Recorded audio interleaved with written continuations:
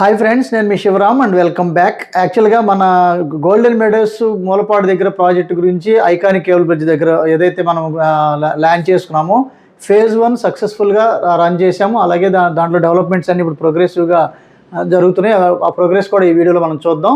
అలాగే ఇక్కడ రాబోయే డెవలప్మెంట్స్తో పాటు ఎందుకు ఇక్కడ మూలపాడులో ఇన్వెస్ట్ చేస్తే రాబోయే రోజుల్లో మోర్ దాన్ 200% పెరుగుతుందని చెప్పారు కదా, ఎలా పెరుగుతుంది ఏంటి అనేది ఒకసారి చెక్ చేద్దాం. జనరల్గా కనెక్టివిటీ పరంగా చూసుకుంటే మనకి ప్రస్తుతం హైదరాబాద్ నుంచి లేదా తెలంగాణ నుంచి వచ్చి మనకి రాజధానిలోకి వెళ్ళాలి అంటే మనకి ఎంట్రీ పాయింట్స్ అయితే ఇన్నర్ రింగ్ రోడ్డు, లేదంటే ఐకానిక్ కేబుల్ బ్రిడ్జ్, లేదంటే వెస్ట్ బైపాస్. సో ఈ 4 బ్రిడ్జిల్లో నుంచి కనెక్టివిటీ వస్తుంది. ప్రస్తుతానికైతే వెస్ట్ బైపాస్ సిద్ధంగా ఉంది.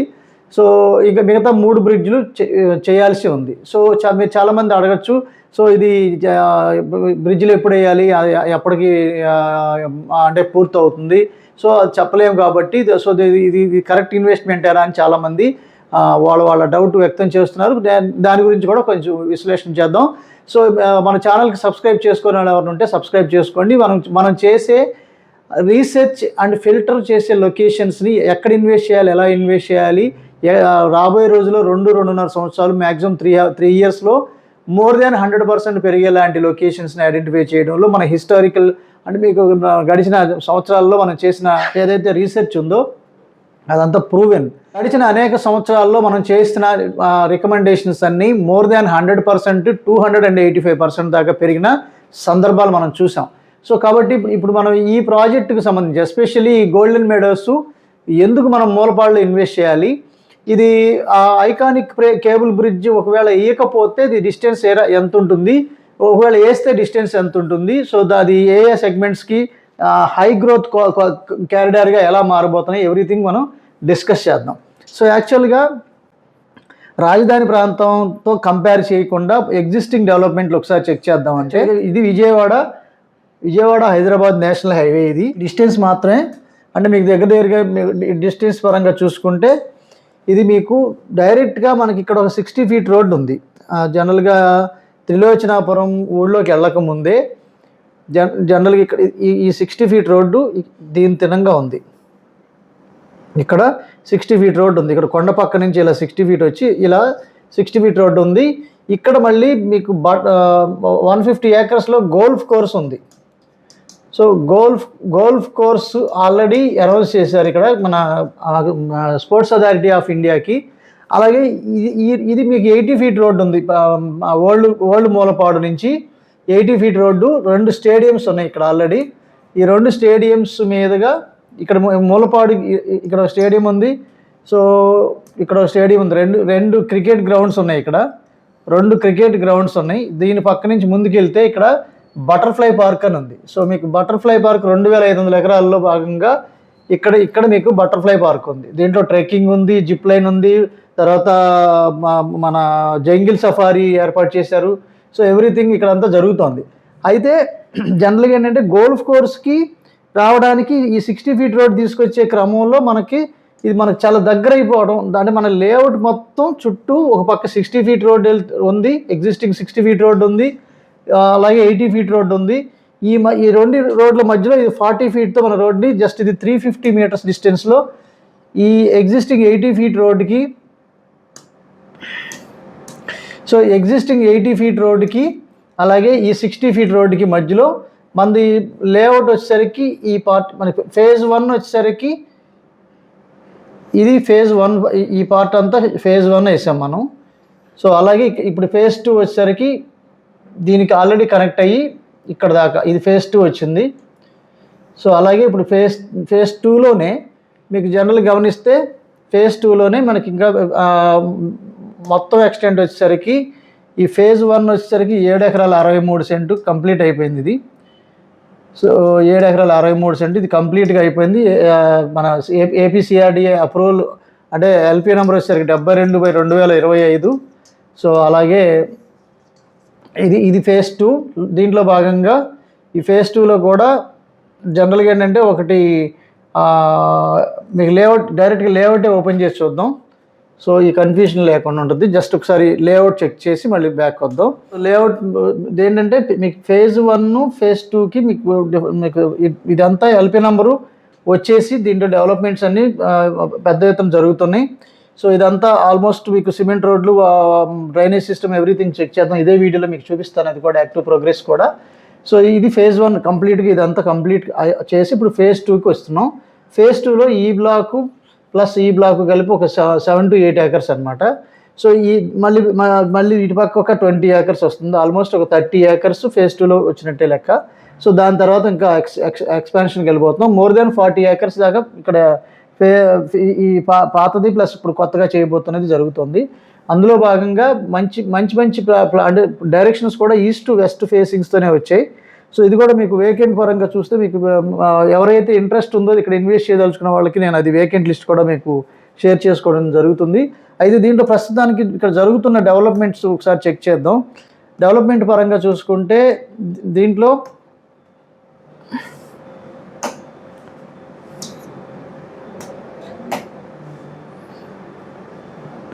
సో ఇది ఫేజ్ 1 మెయిన్ ఎంట్రన్స్ ఇది. సో ఇక్కడ మీరు చూస్తే మీకు మొత్తం అంతా డ్రైనేజ్ సిస్టము, చుట్టూ కాంపౌండ్ వాలు, వాటర్ ట్యాంకు. సో అలాగే జనరల్గా ఏంటంటే ఇది మీకు ఇది ఇంటర్నేషనల్ స్టేడియం. ఇది రెండు స్టేడియంస్ అని చెప్పిన పాయింట్ ఇది. అలాగే ఈ రోడ్ తిన్నంగా ఇక్కడ వరకు ఇది ఫేజ్ 1, దీని అవతల ఇదంతా ఫేజ్ 2. సో ఇదంతా పార్క్ చుట్టూ కాంపౌండ్ వాల్ కట్టి దానికి గేట్లు పెట్టి దాంట్లో ఇన్సైడ్ జనరల్గా ఏంటంటే మీకు children park, indoor games, walking track, so sand fill చేసి దానికి సంబంధించిన స్పోర్ట్స్ అండ్ గేమ్స్ ఎస్టాబ్లిష్ చేయబోతున్నాం. సో ఇదంతా ఫేజ్ 1కి సంబంధించిన లేఅవుట్. ఇదంతా ఇది సైట్ ఆఫీస్ ఇది.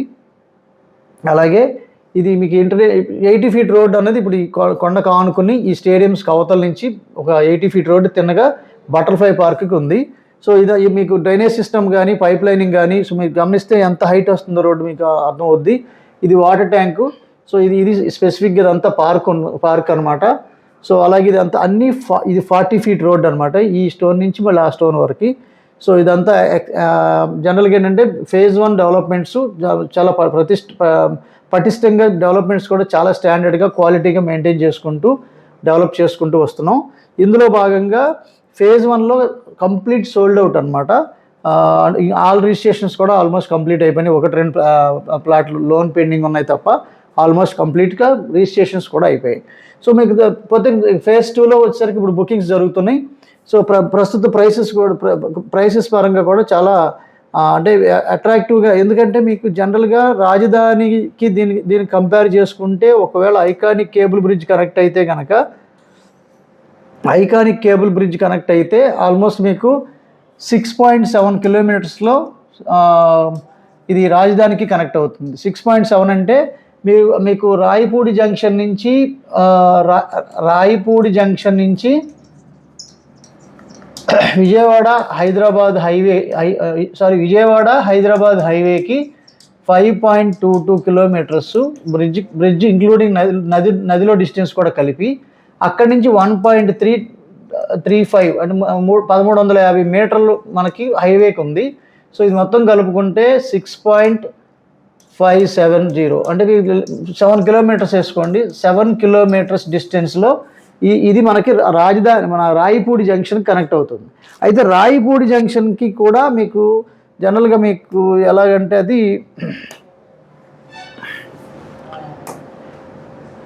సో జనరల్గా ఏంటంటే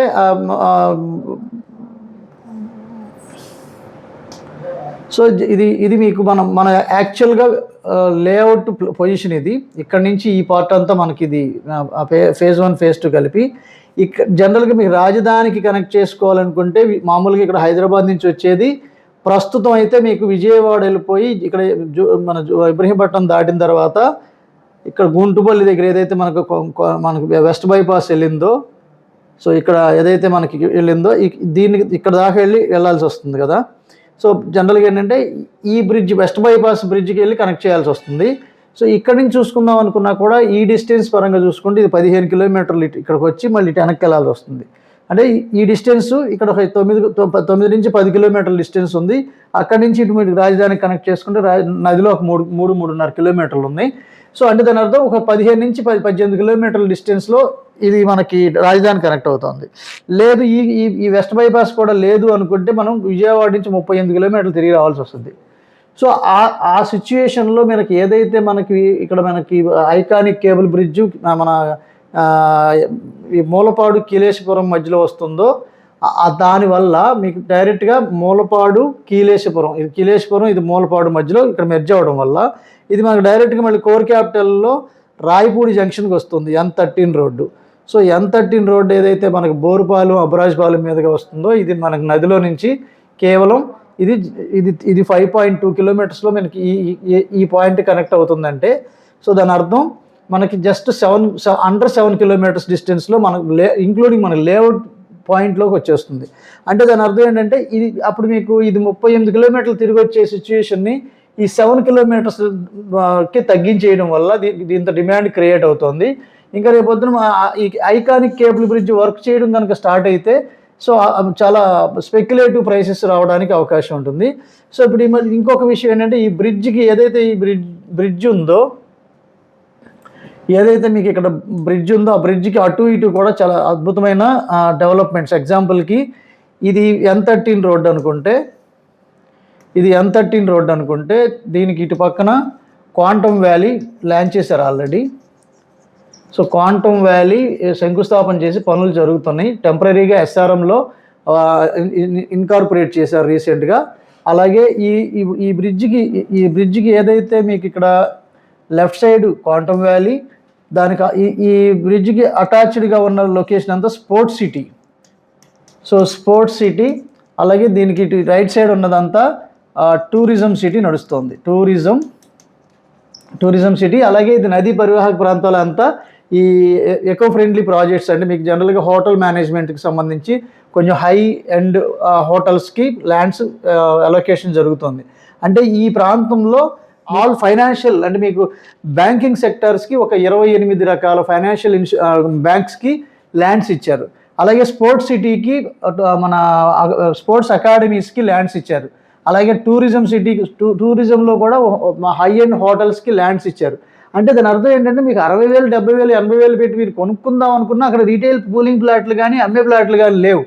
దీని అర్థం ఏంటంటే ఇక్కడ మీరు 40,000-50,000 నుంచి 60,000-70,000 పెట్టి కొందామన్నా 80,000 పెట్టి కొందామన్నా ఇక్కడ మీకు ప్లాట్స్ లేవు. అలాంటి సిచ్యుయేషన్లో దీనికి క్వైట్ ఆపోజిట్లో జస్ట్ 7 కిలోమీటర్స్ డిస్టెన్స్లో మనం ఒక గేటెడ్ కమ్యూనిటీ హౌసింగ్ ప్రాజెక్ట్ని మనం లాంచ్ చేసుకొని దాన్ని సక్సెస్ఫుల్గా వర్క్ చేసుకుంటూ వెళ్తున్నామంటే దీని అర్థం రేపు ఫ్యూచర్లో ఈ ఒక బ్రిడ్జ్ కనుక ఎస్టాబ్లిష్ చేసి ఇక్కడ కనెక్షన్ ఎస్టాబ్లిష్ అయితే ఇది వరకు మనకి బెస్ట్ ఎగ్జాంపుల్ ఏంటంటే ఇది వరకు మనకి విజయవాడలో మనకి మన ఏదైతే మన విజయవాడ దగ్గర ఇది 3 TMC క్యాపబిలిటీ ఉన్న అంటే 3 TMC క్యాపబిలిటీ ఉన్న చోట అంటే జనరల్గా సో మనకు జనరల్గా ఏంటంటే ఇది ప్రకాశం బ్యారేజ్ ఇది. సో ఇక్కడ 3 TMC క్యాపబిలిటీతో ఇది చేసిన తర్వాత ఇది జనరల్గా ఇది విజయవాడ ఈ కనకదుర్గమ్మ వారధి కన్స్ట్రక్షన్ చేయకముందు ఇక్కడ తాడేపల్లిలో కానీ కుంచినపల్లిలో కానీ లేదంటే ఈ జోన్లో ప్రైసెస్ మహా అయితే 8,000 ఉండేది లేదా ఒక 12,000 రూపాయలు ఉండేది ఒకప్పుడు. అసలు ఇది అసలు కనీసం ఈ బ్రిడ్జ్ లేనప్పుడు ఇది ప్రకాశం బ్యారేజే మనకు ఆధారంగా ఉన్నప్పుడు ఇక్కడ ప్రైసెస్ అలా ఉన్నాయి. వన్స్ మనకి ఎప్పుడైతే ఈ బ్రిడ్జ్ ఎస్టాబ్లిష్ అయ్యిందో ఇప్పుడు ప్రజెంటు ఇక్కడ 1,30,000 నుంచి దగ్గరగా 1,70,000 పర్ స్క్వేర్ యార్డు ఈ తాడేపల్లి మేజర్ సెంటర్లో ఈ ప్రాంతంలో జరుగుతుంది. రీజన్ ఏంటంటే ఈ బ్రిడ్జ్ కనెక్ట్ అవ్వడమే. ఇది డైరెక్ట్గా విజయవాడ మీదుగా మళ్ళీ ఇది Chennai highway, Chennai to Vizag highway ఇక్కడ కనెక్ట్ అవ్వడం వల్ల సో ఈ ప్రైసెస్ ఈ సెగ్మెంట్ నుంచి ఈ సెగ్మెంట్కి మారిపోయింది. పైగా అపార్ట్మెంట్ కల్చరు డీప్ లెవెల్కి కూడా బాగా స్ప్రెడ్ అవుట్ అయ్యి కన్స్ట్రక్షన్స్ బాగా జరుగుకుంటూ వెళ్తున్నాయి. సో దీని అర్థం ఏంటంటే ఇప్పుడు నేను చెప్పబోయేది కూడా ఇప్పుడు మనకి సేమ్ ఇదే సినారియో. ఇప్పుడు ఇక్కడ ఉన్న 3 TMC క్యాపబిలిటీ బదులు ఇప్పుడు మనకి వైకుంఠపురం దాములూరు దగ్గర అది కూడా చెక్ చేద్దాం ఒకసారి.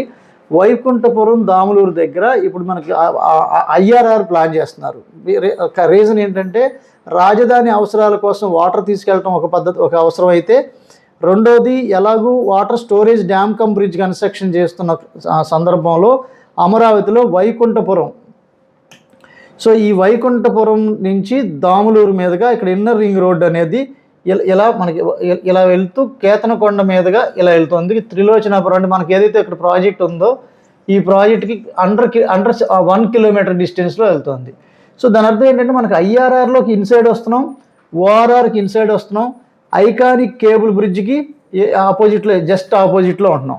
సో దీని అర్థం ఏంటి, దీనికి తోడు మళ్ళీ ఇక్కడ మనకి ఏదైతే ఇక్కడ మన పరిటాల నుంచి ఏదైతే మనకు గ్రీన్ ఎక్స్ప్రెస్ హైవే వస్తుందో అది మళ్ళీ ఇక్కడ బైపాస్ వెళ్ళి ఇలా బయటికి పొలాల్లో నుంచి ఇలా వెళ్ళి కొటికలపూడి, కీలేశపురం, అలాగే జూపూడి మీదుగా మళ్ళీ ఇబ్రహీంపట్నంలోకి ఇలా మెర్జ్ చేస్తున్నారు.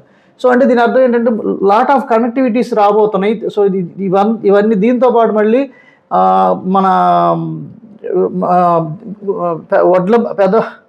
వడ్లమాను నుంచి మరి రైల్వే లైన్ నంబూరు నుంచి ఏదైతే బోరుపాలు వెళ్తుందో ఈ రైల్వే లైన్ కూడా మీకు కేతనకొండ అవతల నుంచి, సో మీకు ఇది మీకు మళ్ళీ కొత్తపేట మీదుగా మళ్ళీ పరిటాల ఆంజనేయ స్వామి టెంపుల్ పక్క నుంచి, ఎంవీఆర్ ఇంజనీరింగ్ కాలేజ్ పక్క నుంచి, అలాగే